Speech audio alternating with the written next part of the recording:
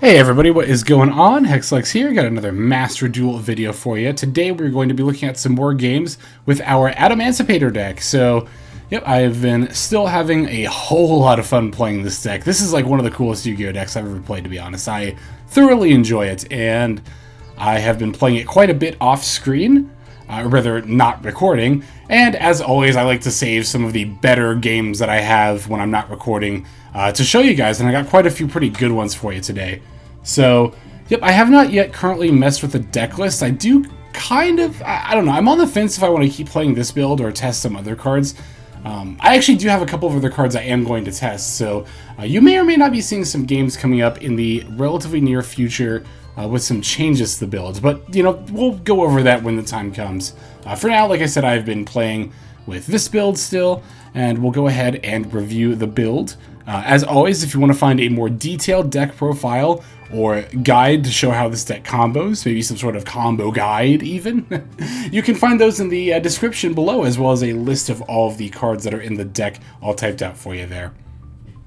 But we will also go over what is in the deck right now real quick. We've got, of course, the Dragon Buster Destruction Sword. We've got 2 Tiny Spirit Adahara, 3 Max C, 1 Mecha Phantom Beasto Lion, 2 Doki Doki, 1 Prank Kids Dropsies, 3 Adamancipator Seeker, 3 Adamancipator Researcher, 3 Ash Blossom and Joyous Spring, 1 Gigantes, 1 Kawaki Mirror Guardian, 3 Prank Kids Roxys, 3 Adamancipator Analyzer, 3 Kawaki Mirror Supplier, 3 Block Dragon, 2 Nibiru the Primal Being, and 3 Sekka's Light.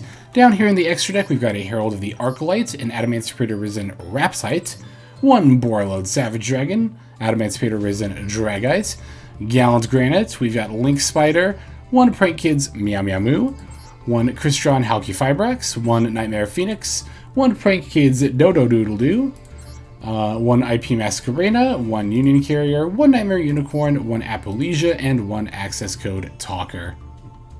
So yeah, like I said, I think this build is very, very solid. I haven't personally felt the need to change it up just yet. But again, I am also still going to be tweaking with some slight changes, and I'll end up just kind of comparing the two mentally, just, you know, weighing the pros and cons, and then, yeah, once I get a build I am settled on, I will be sure to update you guys. So, without further ado, let us take a look at some games here. Alrighty, so the first game we've got here is going to be against Drytrons. It's always satisfying to see a win against Drytrons, right? So let's see. Let's go ahead and take a look at what we've got here. Alright, looks like we are going second, which is not ideal for this deck, but we did open an Ash Blossom at the very least. So our opponent's going to open with the Drytron Delta Altice. So the fact that they opened with that, I know that there are, I'm going to pause here. The fact that they opened with this Drytron first, more than anything, tells me that their hand is not that great. So I'm guessing they probably drew into this Drytron Zeta Aldahaiba. They could have been trying to provoke a negate, sure, that is definitely a possibility, but I suspect they drew into this card. This is one of the better Drytrons to negate anyway. Basically, if you're wondering what should I hit, like what should I stop, what kind of searches should I stop against Drytrons, I think generally anything that grabs a ritual spell is the best thing to negate. We're especially going to want to do that here because they've already revealed the Herald of Ultimateness in their hand, so we know that's what they're trying to summon. I can just go ahead and, like I said, just negate pretty easily here. And sure enough, they're just going to pass. It's so satisfying to see Drytron, like, not have a 5-minute turn on their first turn. So I'm going to normal summon the Kawaki Mirror Guardian, and funnily enough, I actually want to pause and talk about this interaction right here, right quick. This little interaction is actually the main reason I saved this game. So I normal summon Kawaki Mirror Guardian, and then my opponent responds with Max C. That does not, on the surface, look like it makes a lot of sense, but I actually do have to commend my opponent. Commend, right? Yes. I always get commend and condemn confused. They're so very similar sounding, and they mean the total opposite things, but I think that was actually the right play for my opponent to do. That sounds really, really weird on the surface, right? So why do I think that was correct? Well, the reason is because if you see a normal summon to Kawaki Mirror Guardian, it is not uncommon to see a followed up Adamancipator Analyzer, or not Analyzer, Researcher, the quote unquote red one, right? The anime girl, we all know the one. So in that regard, I think it's correct for my opponent to Max C in response to the Kawaki Mirror Guardian before I get a chance to special summon that not only so that they can potentially get more draws, but in that scenario, it also actually sets up a difficult decision for me, where I have to decide, do they have more hand traps? Do I play through? And of course, the biggest reason, which I haven't even mentioned yet, is if I do respond with the Quacky Guardian to negate the Max C, then I can't special summon the Analyzer from my hand. Not the Analyzer, the Researcher. So even though that looked really weird, I think that was the correct play on my opponent's part. But you'll notice here that I actually have an Adamancipator Analyzer in my hand. So you might be wondering, well, why did you normal summon Quacky Guardian first? The reason that I normal summon Guardian here is, well, precisely for what you just saw in the event that they had Max C. Really, that was my main reasoning. I figured, okay, if I don't get this, if they have Max C, and I special summon Analyzer, then I have to just stop right there, right? But if I normal summon Quacky Guardian, then they might Max C. See, this actually would have been a great duel to play live, because this is what I was thinking, right? Like, they might Max C in response to my Guardian, because then I think I'm going to follow up with a play, and then I contribute the Guardian, and I can still special the Analyzer, which, as you can see, is exactly what's going to end up happening here. So, sorry for delaying the action that long. I just had to get all that out there. Again, this would have been a fantastic game to have recorded live, but alas, here we are. At least I get to explain it now, so.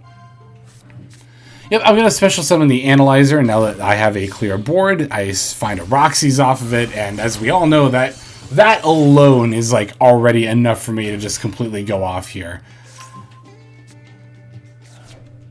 So at this point, you know, I'm honestly just going to throw it in fast forward, because my opponent does concede at some point during my turn. I just don't recall where, but as you can see, we're able to do like a whole bunch of standard Adamancipator stuff. We even found another Guardian off of our Seeker. Not that we like need it at this point, but like that's so disgusting. But honestly, it's Drytron, right? Like, am I really that upset about having such a disgusting opening turn against them? No, not at all. Not even a little bit. But yeah, like I said, even though this is like a, you know, relatively short game, there were a couple of interactions here. The Ash at the beginning, and then the Quacky Guardian with the Max C, that I really wanted to highlight. Again, I really wanted to highlight those interactions because this was a really, really kind of cool game as a result.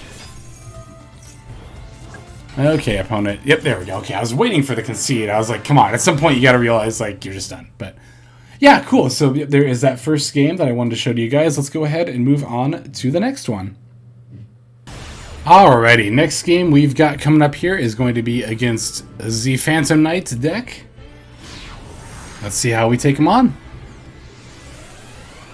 Full disclosure, it's actually been a couple of days since I played these games, so I don't quite recall how the games went off the top of my head, but looks like once again our opponent is going first. I did remember that I saved quite a few duels where I was going second because I wanted to show, like, obviously if we're going first, then we just, you know, combo, and then we go forward from there, but I wanted to show some games where I go second, just to kind of show how to play into opponent's boards. So I've got the Max C for my opponent, but unfortunately they have the Nobleman, not Nobleman, I always say Nobleman, the Crossout Designator.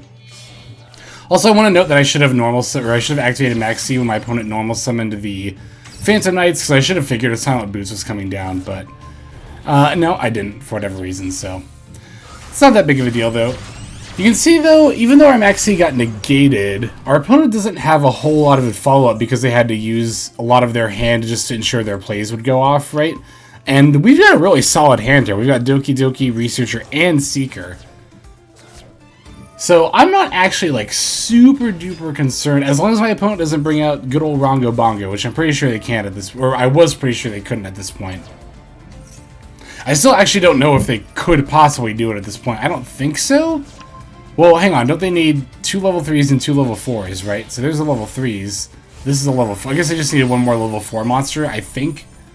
I don't know. I haven't actually played this Phantom Knight deck yet. It is one I've kind of considered thoughting. Jesus. It is one I've thought about / considered playing, but I haven't gotten around to actually building it yet. And I don't know if I will at this point because I think we're pretty close to a ban list, and I think that Rongo Bongo has a pretty decent shot of getting banned. I know it's actually Rongo Minad or something like that, but I just like calling him Rongo Bongo. Well, so our opponent doesn't have good old Orangabongo, but they do have a Utopic Draco Future, which is going to be not quite as annoying, but somewhat comparable. And our opponent's even going to give their Rusty Bardichare a nice little boost. So, okay, so we have to play through... we're mainly just concerned about the Utopic Draco Future. So, I'm actually going to normal summon Doki Doki and then Special Researcher and Seeker, right? And then I'm going to use... Again, I need to kind of pause real quick. I need to talk about what I did here. I definitely want to lead by normal summoning and then specialing both of these. Like, right, the first and most important part before we try to activate and resolve an effect, let's just get everything we need onto the board. So we lead with Doki Doki. Two main reasons for doing this. One, Doki Doki is the biggest target anyway. It's susceptible to pretty much any form of negation, so I just want to get this out of the way, right? See if they have anything that's not the Utopic Draco Future to negate with that I might need to consider. And two, I think I'm more likely to get solid plays off of the excavations than I am from the one Doki Doki search. So, especially if the, Adamancipator tuners themselves get negated and then stolen, I'd much rather the non-tuner, the Doki Doki, be the one to get stolen here. But three, and the main reason I want to lead with Doki Doki, as you can see, I discarded Supplier, and since I discarded Supplier, I can get Guardian. And now that Guardian's on the board, I don't have to worry about this negate anymore. I mean, sure, the Utopic Draco Future can't be destroyed by the Guardian's effect, but the effect will still be negated. So now I can do pretty much whatever I want and not have to worry about my opponent's Utopic Draco Future, which is very, very nice. And from here, we're able to go into some more fairly standard Adamancipator plays. We summon another Doki Doki. I'm going to link away the Doki Doki we've already used with the Researcher we've now used to summon my Halki Fibrax. Opponent's going to try to respond with the Draco Future, but as we previously established, we have Guardian, which while it can't destroy the Draco Future, will still negate the Draco Future's ability. And that means we now no longer have to worry about any negations stopping our plays. So once again, I'm going to throw it in fast forward as we go through usual Adamancipator stuff. Until, basically, we're just going to do Adamancipator stuff until our opponent concedes. Which is honestly really how the games do play out a lot of the time. You stop what your opponent's doing, and then you just kind of make plays, and then usually at some point during your combo, your opponent's going to concede. If they really want to wait for you to get out your full board, they can. In this case, I'm going to go ahead and get Dragite, and as you can see here, I excavate 1, 2... and, only 2 rocks, but that's fine. It's enough to put back their extra deck monsters, which were the main things I was concerned about. I was actually thinking, I don't know if that game's actually coming up. I have had a game where I excavate, I think, like 4 rocks off of Dragite is my record so far, and that was pretty nutty. But, yeah, my opponent knows at this point it's over. I'm just about to go into Access Code Talker to pick off the rest of their board and get enough attack points to go for game. So, cool. Okay, let's go ahead and take a look at the next game. Alright, the next game here is going to be against an Altergeist player, which I always love running into this deck, because I just like Altergeist. It's one of those rare decks where I really like playing both with and against it. I just think it's a cool deck, and I'm way into it, but as you can see, yet again, they are going to end up getting the first turn. They lead with an Extravagance and then the Marionetteer into the Manifestation, so I can be fairly confident they've already got the protocol among their back row here, so what are we going to do, right? Well, we have a Sekka's Light. We also have 2 Max C and the Buster. I am really, really good at opening with this Buster Sword, by the way. I think I've done it every game so far in this video. But we at least have the Sekka's Light to put it back, so it's not that big of a deal. And you can see we opened, even though we're playing against a deck that has a bunch of back row, we opened, like, the suite, right? And I mean that the, S-U-I-T-E suite. We opened the suite of Adamancipator cards. We opened the Analyzer, the Seeker, and the Researcher. But our opponent can actually stop... they can stop both of the Adamancipator cards. So we're going to follow up with a Block Dragon, just so that I have, like, some amount of plays here. Fortunately, our opponent does not have another negate. They have a personal spoofing play, which is good for us because now we can actually make use of this other Max C in our hand to draw a couple of cards. Yep, we drew the Roxy's as well as an Ash, right on time Ash, but the main thing that we're looking for here is to summon our Researcher. It's the main reason I summoned Block Dragon, and even though our opponent responds to the Researcher summon by bouncing Silquitus, you only need the rock to be on the field in order to activate this effect, so the special summon will still resolve. Alright, we flip the Doki Doki off of the Researcher here, which is very, very good. I'm going to pitch a Roxy's for a Roxy's. And now we can go into Meow Meow Moo, and then from here, we're pretty much all set up in order to go into our, like, standard line of plays. And the fact that we have a supplier, like, 100% helps.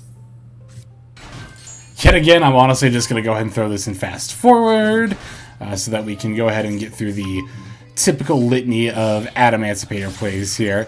If you do want to see a more detailed breakdown of what I'm doing whenever I fast forward here, do check out that combo guide, because it's going to have me actually going through all of these steps and explaining what we're doing, what we're looking for, how we're getting there, etc., etc. But for the purposes of the video itself, I'll just go ahead and fast forward through this part.